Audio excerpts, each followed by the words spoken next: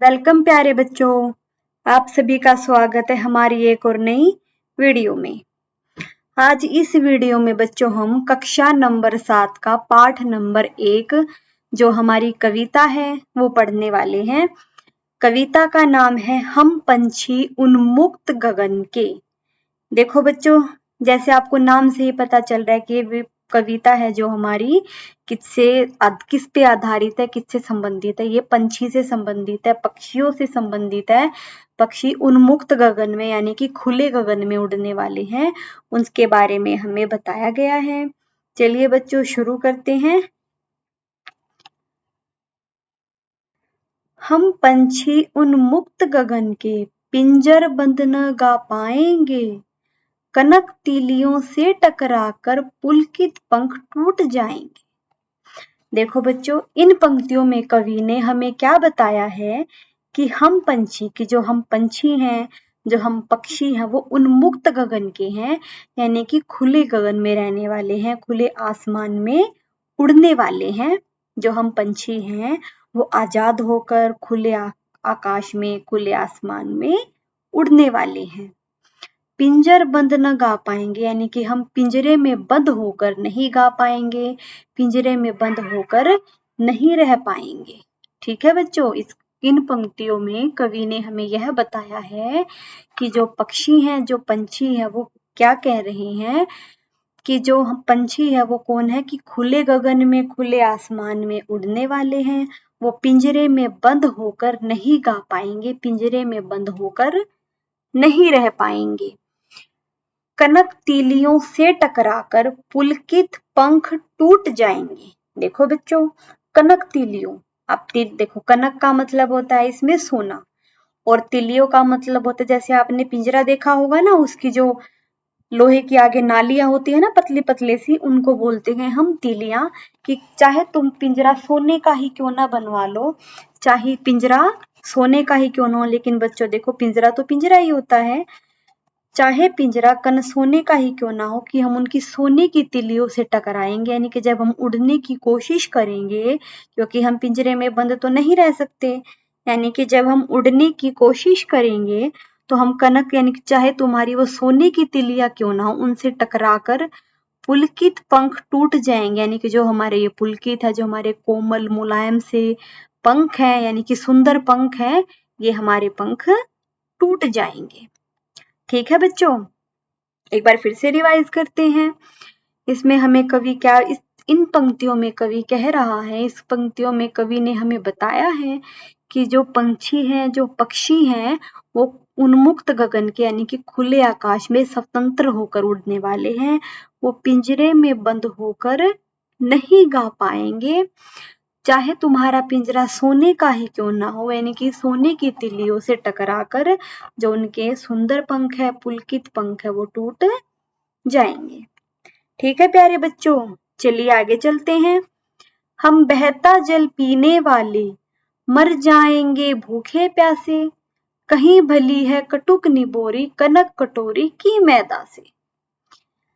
देखो बच्चों, इस पंक्तियों में कवि ने हमें बताया है कि हम बहता जल पीने वाले, यानी कि जो पक्षी हैं, जो हमारे पंछी है, वो हमें कह रहे हैं कि हम बहता जल पीने वाले, यानी कि हम बहता हुआ पानी पीने वाले हैं। देखो जैसे कि नदियां हैं जो हमारे, उनमें क्या होता है, नदियों में पानी बहता हुआ होता है। तो जो पंछी वो पानी कहाँ से पीते हैं, नदियों से पीते हैं। तो वो क्या कह रहे हैं कि हम बहता, यानी कि जो पानी बहता है, जो बहने वाला पानी है, हम उसको पीने वाले हैं। मर जाएंगे भूखे प्यासे, अगर तुम हमें पिंजरे में बंद कर दोगे तो हम भूखे प्यासे मर जाएंगे, भूख से और प्यास से मर जाएंगे, क्योंकि हमें कैसा पानी पीते हैं, हम बहता हुआ पानी पीते हैं। कहीं भली है कटुक निबोरी, कनक कटोरी की मैदा से। देखो बच्चों, यानी कि जो हम खुले आकाश में उड़ते हैं, आजाद होकर उड़ते हैं, तुम्हारी, देखो बच्चे, पहले हमें ना लास्ट वाली लाइन करनी पड़ेगी। कनक कटोरी की मैदा से, चाहे तुम हमें सोने की कटोरी में ही खाने के लिए क्यों ना दो, वो भी हमें इतनी स्वाद नहीं लगती जितनी कि हमें खुले आकाश में आजाद होकर उड़ने में जो कड़वी निबोलियां होती हैं, वो हमें स्वाद लगती है। तो इसका मतलब ये है कि कनक यानी कि कहीं भली है, यानी कि कहीं ज्यादा भली है, कहीं ज्यादा स्वाद है। जो वे कड़वी निंबोरी होती हैं तुम्हारी कनक कटोरी, यानी कि चाहे तुम हमें खाने के लिए सोने की कटोरी में ही क्यों ना दो, हमें तो जो आजाद होकर वो कड़वी निंबोलिया स्वाद लगती है, इतनी तो तुम्हारी सोने की कटोरियों के से भी स्वाद नहीं लगती है। ठीक है बच्चों, आगे चलते हैं। स्वर्ण श्रृंखला के बंधन में अपनी गति उड़ान सब भूले, सब सपनों में देख रहे हैं तरु की फुगनी पर के झूले। ऐसे थे अरमान की उड़ते नीले नभ की सीमा पाने, लाल किरण सी चोंच खोल चुगते तारक अनार के दाने। देखो बच्चों, इन पंक्तियों में कवि ने हमें क्या बताया है कि स्वर्ण श्रृंखला के बंधन में, यानी कि स्वर्ण यानी कि क्या होता है, स्वर्ण का मतलब है बच्चों सोना, सोने की श्रृंखला यानी कि अगर तुम हमें सोने की पिंजरे में ही क्यों ना बंद कर दो, जब तुम हमें सोने के पिंजरे में बंद कर दोगे तो सोने की श्रृंखला में, सोने के पिंजरे में अपनी गति उड़ान सब भूल जाएंगे, यानी कि जो हम खुले आकाश में उड़ान भरकर ऊंचे ऊंचाई तक जाते हैं, जहां हम आकाश को छूना चाहते हैं, तो हम अपने जो उड़ने की गति है, उड़ना है, वो हम सब भूल जाएंगे, उड़ना भूल जाएंगे। अपने सपनों में देख रहे हैं तरु की फुगनी पर के झूले। देखो बच्चों, और हम जब तुम हमें पिंजरे में बंद कर दोगे तो उसमें हम अपने सपने में क्या देखते हैं, हमें क्या क्या सपने आते हैं कि तरु की फुगनी पर के झूले, यानी कि तरु की फुगनी का मतलब होता है बच्चों जो पेड़ के सबसे ऊपर वाला हिस्सा होता है, जो सबसे जो ऊपर वाला पत्ता है, जो सबसे ऊपर वाला हिस्सा है पेड़। तरु का मतलब तो होता है पेड़, और फुगनी का मतलब होता है पेड़ का सबसे ऊपर वाला हिस्सा, पेड़ के सबसे ऊपर वाला हिस्सा, यानी कि तरु की फुगनी उस पेड़ के सबसे ऊपर वाले हिस्से पर हम झूलना चाहते हैं, यानी कि हम सपने में यह देख रहे हैं कि हम उस पेड़ की सबसे ऊपर वाले पत्ते पर, सबसे ऊपर वाली जगह पर झूल रहे हैं। ठीक है बच्चों, एक बार फिर से रिवाइज करते हैं। स्वर्ण श्रृंखला के बंधन में, यानी कि जब तुम हमें पिंजरे में बंद कर दोगे, चाहे तुम्हें हम सोने के पिंजरे में बंद कर दो, तो हम जो हमारी उड़ने की गति है, जो हमारा उड़ान है, हम सब उसे भूल जाएंगे। सपनों में देख रहे हैं, और हमें अपने सपनों में हम देख रहे हैं, जब हम पिंजरे में बंद हो जाएंगे तो हम सपने में क्या देख रहे हैं कि जो पेड़ की सबसे ऊपर वाला हिस्सा है, हम उसके ऊपर झूल रहे हैं। ऐसे थे अरमान की उड़ते नीले नभ की सीमा पाने, ऐसे थे अरमान की उड़ते। देखो बच्चों कि हमारे अरमान ऐसे थे कि हम ऐसे सोचते थे, हम ऐसा चाहते थे कि हमारे अरमान थे कि उड़ते नीले नभ की सीमा पाने, यानी कि जो नीला आकाश है, जो आसमान है, उसकी हम सीमा को पाना चाहते हैं, यानी कि हम इतना ऊपर तक उड़ना चाहते हैं कि हम उसे नीले आकाश को, नीले आसमान को छूना चाहते हैं। सीमा पाने का मतलब है खुले आसमान को छूना चाहते हैं।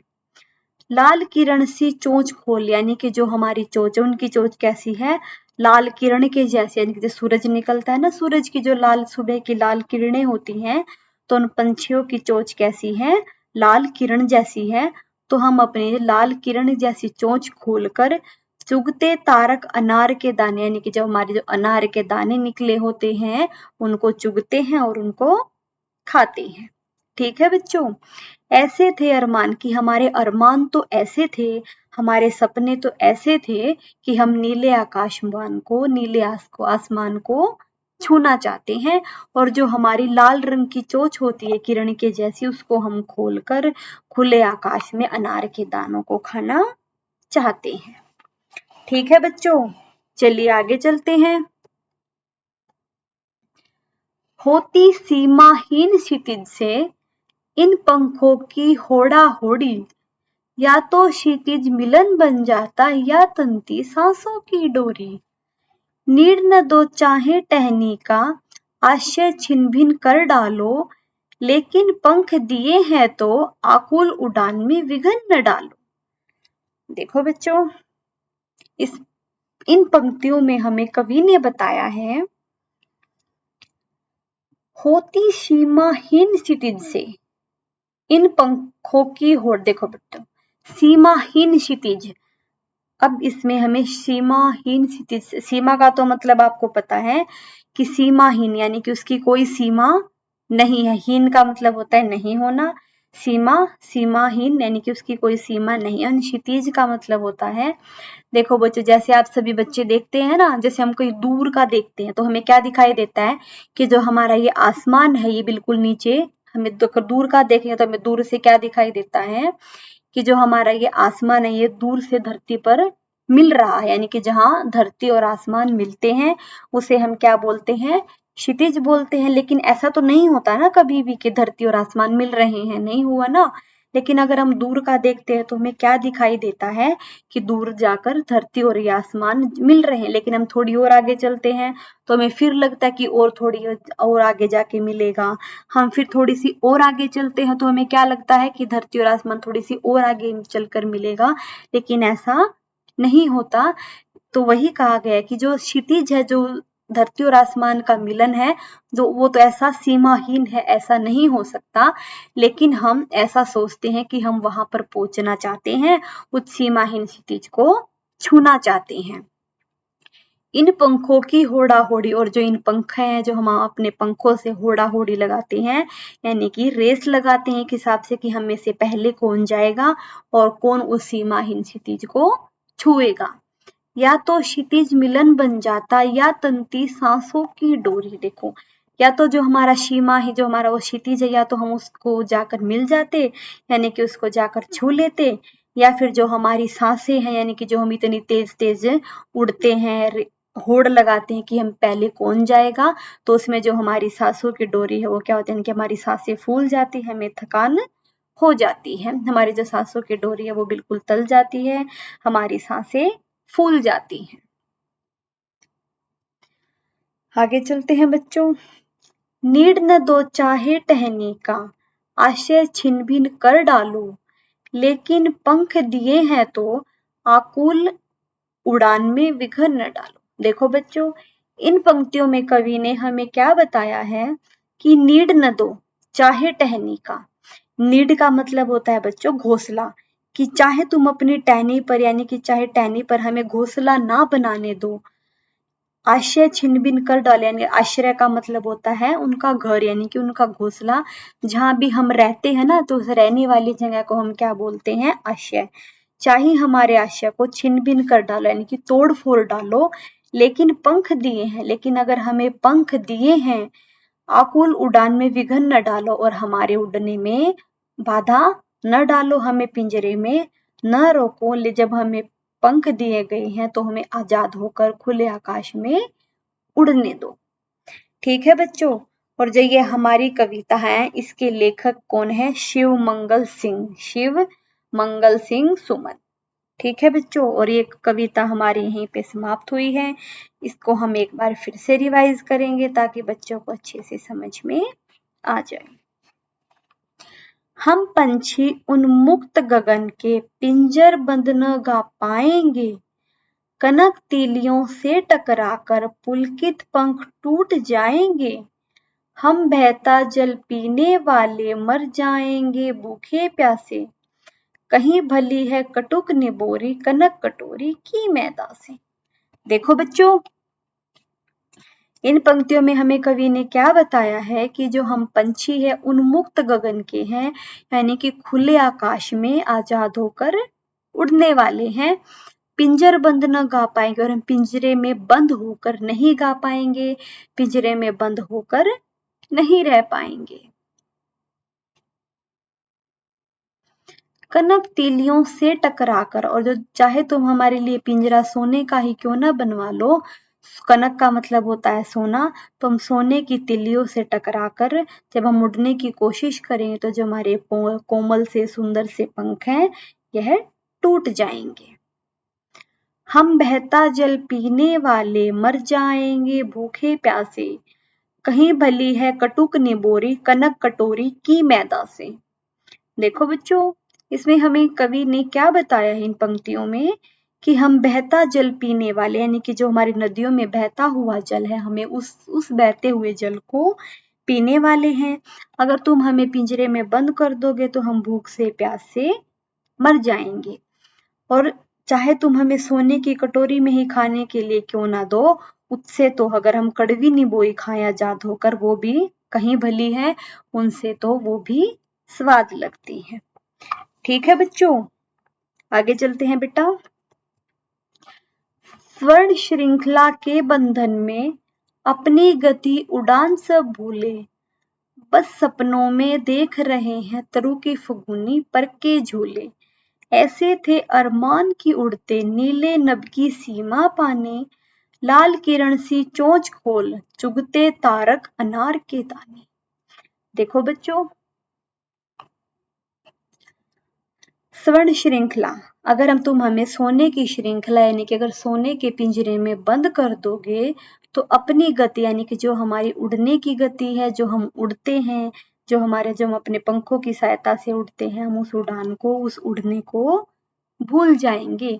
बस हम अपने सपनों में देखते हैं कि हम जो हमारे पेड़ के ऊपर वाला हिस्सा है, जो कोमल सा ऊपर का सबसे ऊपर वाला पत्ता होता है, उसके ऊपर झूल रहे हैं। ऐसे थे अरमान की उड़ते, और हमारे अरमान ऐसे थे, हम ऐसा सोचते थे कि हम उड़कर जो हमारे जो खुला और नीला सा आसमान है, इसको हम छूना चाहते हैं। जो हमारी लाल किरण सी चोंच है, हम उसे खोलकर लाल चोंच की सहायता से अनार के दानों को चुगकर खाना चाहते हैं। ठीक है बच्चों, आगे चलते हैं। होती सीमाहीन क्षितिज से इन पंखों की होड़ा होड़ी, या तो क्षितिज मिलन बन जाता या तंती सांसों की डोरी। नीड न दो चाहे टहनी का आश्रय छिन भिन कर डालो, लेकिन पंख दिए हैं तो आकुल उड़ान में विघन न ढालो। देखो बच्चों, होती सीमाहीन क्षितिज से, जैसे मैंने आपको पहले भी बताया कि क्षितिज क्या होता है। क्षितिज का मतलब है जैसे हम कहीं दूर देखते हैं ना, तो हमें क्या दिखाई देता है कि जो हमारा ये आसमान है और धरती है वो एक जगह पर मिल रहे हैं, लेकिन जो ऐसा नहीं है, जो हमारी सीमाहीन है, लेकिन ऐसा न होने वाला जो क्षितिज है, हम उन पंखों से क्या करते हैं, होड़ लगाते हैं कि इनमें से पहले जाकर उस क्षितिज को कौन छुएगा। या तो क्षितिज मिल जाता है, यानी कि या तो हम उस क्षितिज पर जाकर छू लेते हैं, या फिर जो हमारी सांसें हैं वो फूल जाती हैं और हम थक जाते हैं। नीड न दो चाहे टहनी का, यानी कि चाहे तुम हमें टहनी पर घोंसला न बनाने दो। नीड का मतलब होता है बेटा घोंसला। चाहे तुम टहनी पर हमें घोंसला न बनाने दो, और चाहे हमारे आश्रय को यानी कि जो हमारे रहने वाली जगह है उनमें भी तोड़ फोड़ कर दो, उन्हें उनकी भी तोड़ फोड़ कर डालो, लेकिन अगर हमें पंख दिए गए हैं, उड़ने के लिए हमें पंख दिए गए हैं, तो हमारे उड़ान में, हमारे उड़ने में विघन न डालो। इस खुले से आकाश में, इस नीले आकाश में हमें आजाद होकर उड़ने दो। और ये हमारी कविता लिखी है, इस कविता के लेखक हैं शिवमंगल सिंह सुमन। ठीक है प्यारे बच्चों, इसी के साथ हमारी ये कविता समाप्त होती है। अगली वीडियो में हम इसके प्रश्न उत्तरों को करने वाले हैं। इस वीडियो के लिए इतना ही। धन्यवाद। आपका दिन मंगलमय हो।